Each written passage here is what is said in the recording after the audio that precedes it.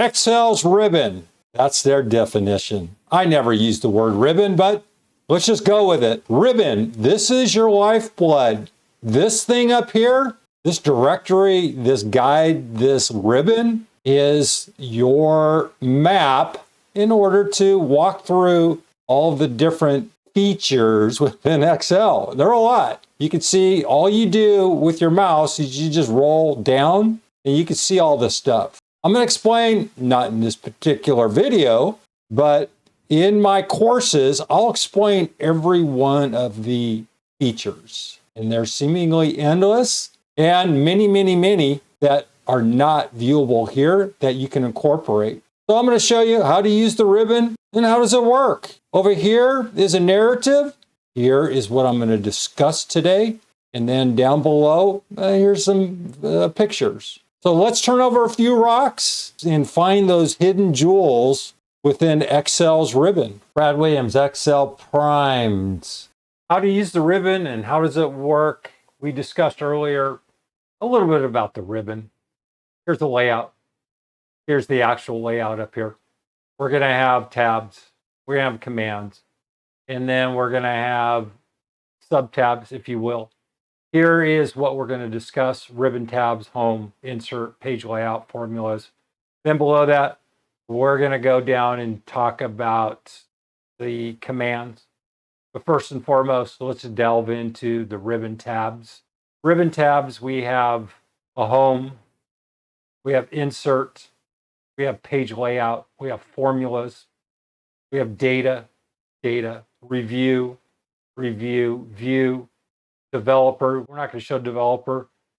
We have help and add-ins. We have a lot of information listed under each tab. Familiarize yourself. There are a host of commands under the tabs. If this is all new to you, I suggest when you have time, open up each one of these things and see what it does. But I'm going to explain briefly what's going on here. We have a ribbon tab. The commands available in the ribbon vary depending on which tab is selected. The ribbon is arranged into groups of related commands. Here's a quick overview of Excel's tabs. The home tab. You'll probably spend a lot of your time within the home tab. This tab contains the basic clipboard commands, the formatting commands, style commands, commands to insert and delete rows or columns, plus an assortment of worksheet editing commands. Insert, select this tab. Here's the insert right here. Insert, select this tab when you need to insert something into a worksheet, a table, a diagram, a chart, a symbol, and so on. Page layout. This tab contains commands that affect the overall appearance of your worksheet, including some settings that deal with printing. Formulas, use this tab to insert a formula, name a cell or a range, access the formula auditing tools, or control the way Excel performs calculation. Data. Excel's data-related commands are on this tab, including data validation. Review. This tab contains tools to check spelling, translate words and comments, or protect sheets. View. The View tab contains commands that control various aspects of how a sheet is viewed. Some commands on this tab are also available in the status bar. Help. This tab provides ways to get help, make suggestions, and access other aspects of Microsoft's community. Add-ins. It's an option that you can use. You can bring in third-party add-ins. For example, Fred is a third-party add-in. Statistical packages. There are goal seek packages. There's editing packages. There's a host of add-ins, and we'll talk about those later. This description down here is my version of what I think an add-in is.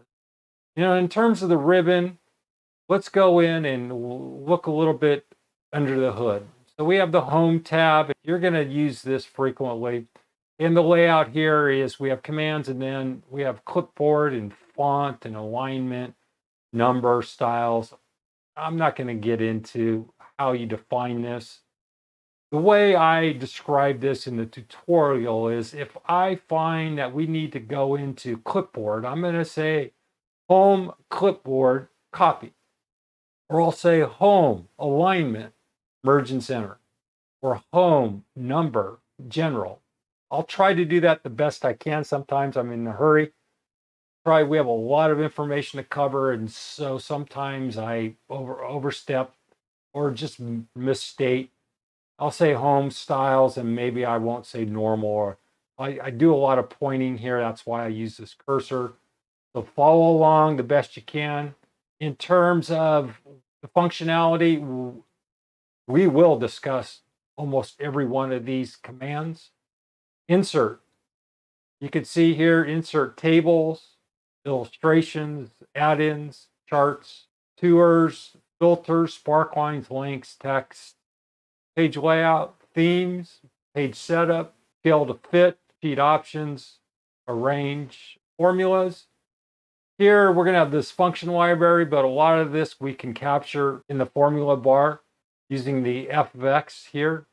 We have defined names, we have formula auditing, we have calculations, data, get and transform. Here's just a beginner's guide to get and transform and queries a connection. This is a tutorial on its own. We will not get into the data analysis side of Microsoft. That's a tutorial on its own, but we will scratch the surface, just an introduction. Sort and filter, data, sort and filter, data, sort and filter, data, sort. Just get used to that, data, sort. You're going to use this sort feature often. Text to columns, data tools. You're going to use this on occasion. Forecasts, outline, and analysis. Review. We have your spelling, your thesaurus. This is under proofing. We have accessibility, insights, language, comments, protect. We have view. We have workbook view. This information here I discussed down at the bottom of the page here. See normal here? You go here, we have normal. There's a redundancy. Within Excel's workbooks and worksheets, there's a lot of redundancy in terms of the ribbon and the layout here within the worksheet. Here we have page layout, we have page layout. We have show, zoom. Here we have zoom, and down here, bottom of the page, I showed you, we have a zoom here. We have windows. If you need to open up a new window, you can go here, arrange all. This is some stuff that we'll touch on. The split, I showed you view split, and we're going to do that right now, actually, just to give you a preview. When you want to split, define where the split starts. I could have set the active cell in A24. The split would happen right here, but I want the split here. Why? Well, I'll show you. Split, because now I can adjust this. I can move this up and down. And I can move this left and right. If I was over here, I'd still have to adjust it. But in this case, what I want to do is be able to scroll down here. And I don't care about this quadrant here or this quadrant here. All you need to do is double click this. Now to get rid of this split, just hit split. And if I want to split this here, see what it did? It split this, and there's only two quadrants here. Once you're split, you're working in this arena here, and then if you move you to an active cell, you're going to move the lower quadrant. Move back up, you're going to move the upper quadrant or the upper half. These aren't quadrants, they were quadrants. And then if you move the active cell below the split, you're going to move down. See how that works? In terms of help, we have the help section. Now back to home, just because that's where we always seem to default to. We're going to move on to types of commands. And here we have, well, I'm going to make this easier. I'm just going to get rid of this split, and then I'm going to scroll down. And we're just going to discuss the types of commands. In other words, we're going to click through, and I'm going to show you what a simple button is, and toggle buttons and simple drop downs and split buttons and check boxes and spin buttons. Okay, a simple button, click the button and it does its thing. An example of a simple button is the increase font size button in the font group of the home tab. What am I talking about? You see here, we just put our mouse over this particular number. That's our font size. If we click it, this is a simple button. Well, you do something with it. That's all. If we go to a toggle button is clickable and conveys some type of information by displaying two different colors. An example is the bold button in the font group. It's also located in the Home tab. If the active cell isn't bold, the bold button displays it in normal color. What does that mean? You see here, toggle button. This is B. That's bold. If you just put your mouse over it, you see where it says bold. The control, you see where it says Control B? That's a shortcut. Try to grasp that.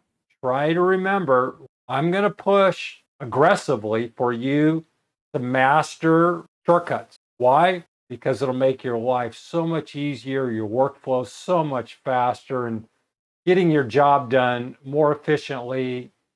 It's the only way to go. So Control B, if you see, it's a darker color. If I go over to the left here, you can see how it's not highlighted. Bold, not bold, right? That's just the toggle button. Simple drop downs. If the ribbon command has a small drop down arrow, you see this drop down arrow? The command is a drop down. Click it and additional commands appear below it. An example of a simple drop down is the conditional formatting command in the styles group of the Home tab.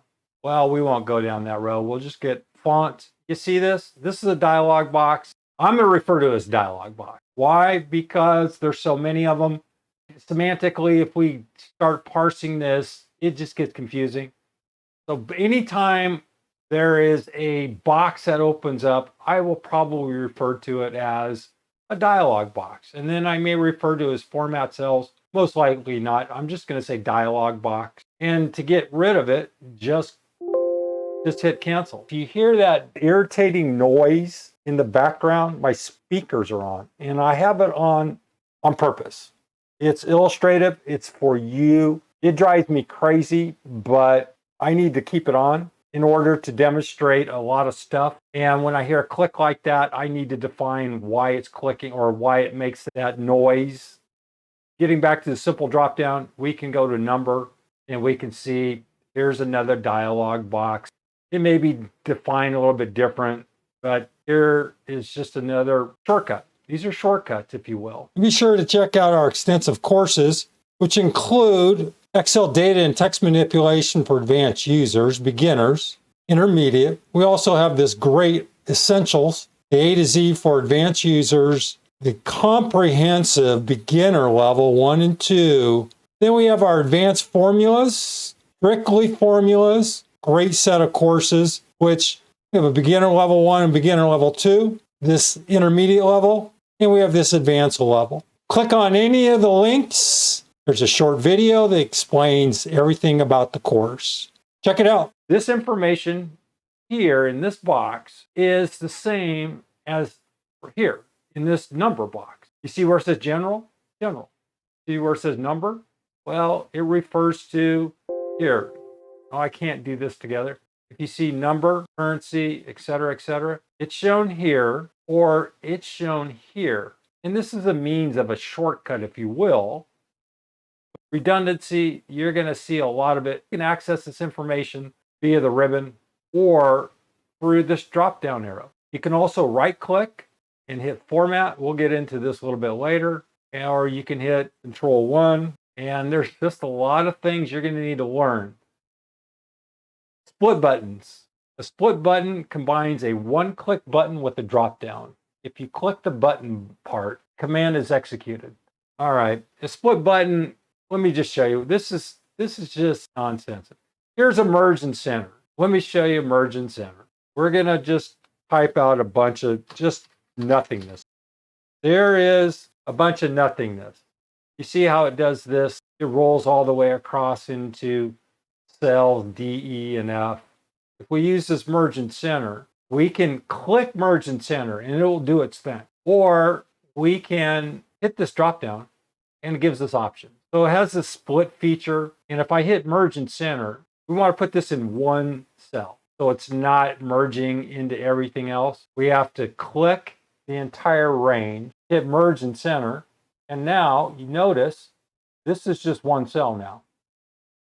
Merge and center, as opposed to it was covered across. Now notice the active cell, it goes from D to F, but it's only recognized as D46. This feature, merge and center, is considered a split button. If we want to merge cells, we just essentially did the same thing. If we want to get rid of this, we unmerge. Notice now how it reconfigured itself? It recentered. What do I mean? It was laid out like this, from left to right. We went merge and center. Merge and center brought it to, it centered the whole thing. And if you notice, we're still in D46, but it's crossed over. And what does that mean? If I put 5 here, you can see now we can't see the rest of this information. Point is, the split button will allow you to do that. Checkboxes. The checkbox control turns something on or off. An example is the grid line control in the show group of the view tab. You see these lines? These are grid lines. These are optional. We can turn these on or off. We can go to view, show. Remember I say view and then I'll go show and then grid lines. Just click this, on, off, on, off. Spin button, Excel's ribbon has only one spin button control, the scale to fit group of the page layout tab. Click the top part of the spin button to increase the value. Click the bottom part to decrease the value. Go to data, view, page layout, and you see scale to fit. We can change this to 50%, automatic, one page, scale to fit, scale. If we go to the scale to fit and we need to shrink this page down, for example, we have this information and we have a chart, we can shrink this in order to print the detailed text information along with the text. If the text is over to, let's say, column L, and we can't shrink this anymore, we can use this shrink to fit. And the way we do it, we would just bring this 100% down in order to try to squeeze that information onto one page. And the way you do that is you just hit these arrows. Brad Williams, Excel Prime. Thanks for watching.